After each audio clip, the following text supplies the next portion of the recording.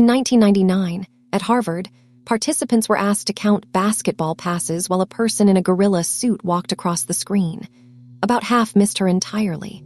That is the same brain that tells you, an hour after you learn a new word, that the word is suddenly everywhere.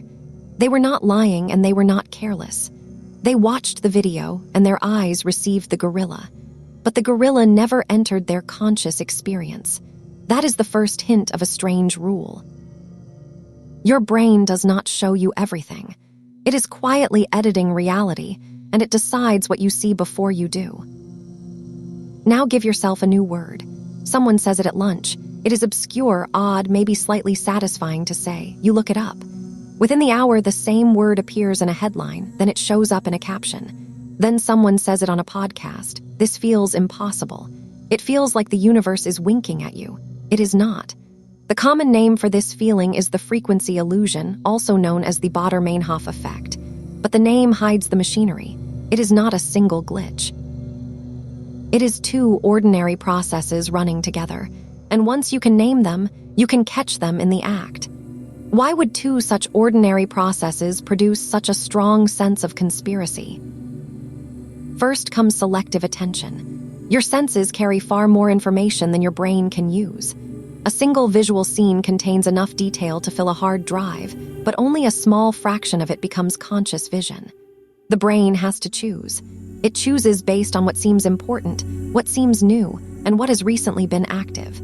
When you learn a new word, that word is suddenly active. Its mental pathway is warm. So your brain classifies it as relevant and starts scanning for it. The word did not become more common. The scanner did. Newly bought cars, new baby names, niche interests, all of them flood into view for the same reason. Somewhere in your head, a searchlight turned on, and it was on the whole time.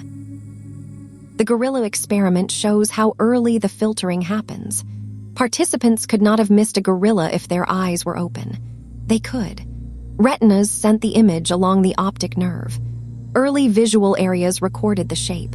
But attention never let the signal rise to conscious awareness. Psychologists call this inattentional blindness, and it has a familiar cousin in a crowded room.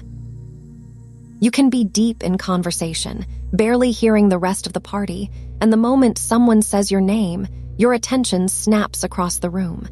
Your ears were processing everything all along.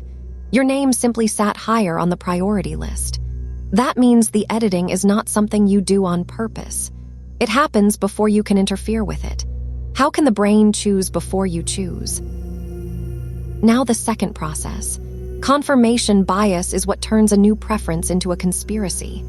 After you notice the word once, the noticing feels meaningful. The next time you see it, you remember that earlier sighting. Notice what you are not doing. You are not counting every minute when the word failed to appear. Empty moments do not have a storyline. They sink without a trace. So your memory builds a lopsided archive. The world is suddenly full of this word, plus a handful of dramatic sightings, while thousands of neutral minutes disappear. The word appears. You feel a spike of recognition. That spike is the evidence your bias was waiting for. You then go looking for more, and looking is enough. A search for anything will always produce at least one hit eventually. There is an even simpler trick hiding underneath. Memories that are easy to pull up feel more common. This is the availability heuristic, one reason people overestimate dramatic but rare causes of death after heavy news coverage. The same shortcut applies to your new word.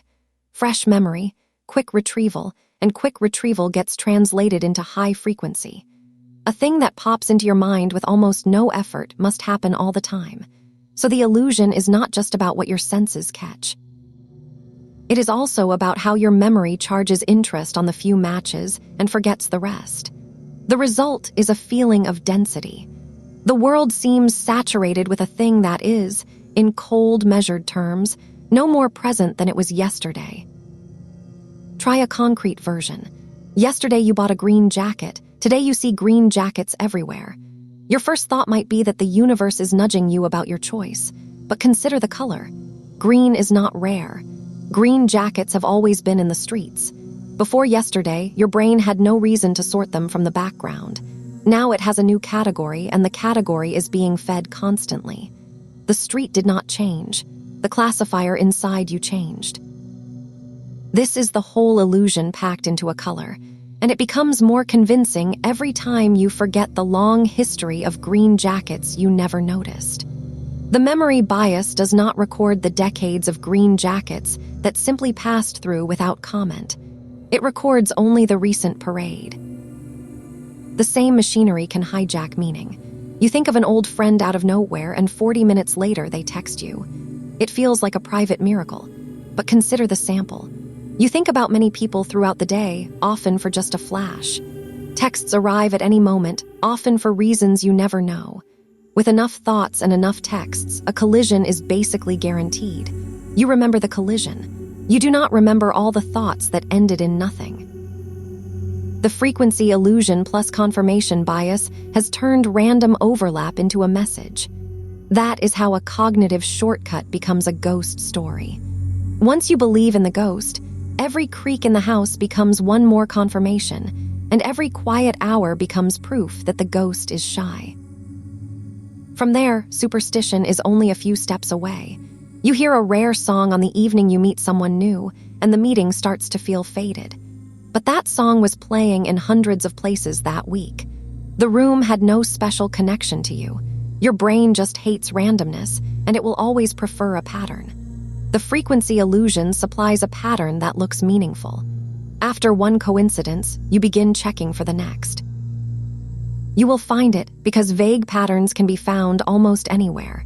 Each new match feels like proof. Every mismatch feels like noise. That asymmetry is what keeps superstitious rituals alive. The ritual works not because it changes events, but because it gives attention a target, and attention will always confirm what it was told to look for. Now flip it. The same filter that creates superstition can create skill. When you start learning a new language, you suddenly hear that language in films, in advertisements, in background conversations. It was always there. Your attention just had no reason to grab it. You can choose the target on purpose. Pick a behavior you want to see in your team, a design flaw you want to notice in software, an opportunity to move more during the day, and your brain will start offering examples. You are not controlling the world. You are controlling a search process. That is far more useful than waiting for a sign. So why do we usually aim this tool at random coincidences instead of at the things we actually want? Because the coincidences arrive without effort. The targets you choose require you to care first. But there is a limit to the illusion, and the limit is worth naming. Selective attention cannot create something out of nothing. If a word is genuinely rare in your environment, you will not see it everywhere, no matter how much you prime yourself. The base rate eventually wins. It is also true that frequency can rise for real. New technical terms, brand names, and current events spread quickly through speech and media. If you learned a word on the same day the word started trending, the increase might be real. The frequency illusion and an actual surge can overlap. To separate them, ask one question. Was this thing present before I cared about it? If yes, the world probably did not change. You did. What is still uncertain? The exact boundaries of the effect are hard to measure in a lab. Frequency lives inside personal experience, and personal experience is slippery. Some researchers point to priming and selective attention. Others focus on memory retrieval and confirmation. How long the tuning lasts and how much emotion inflates it are open questions.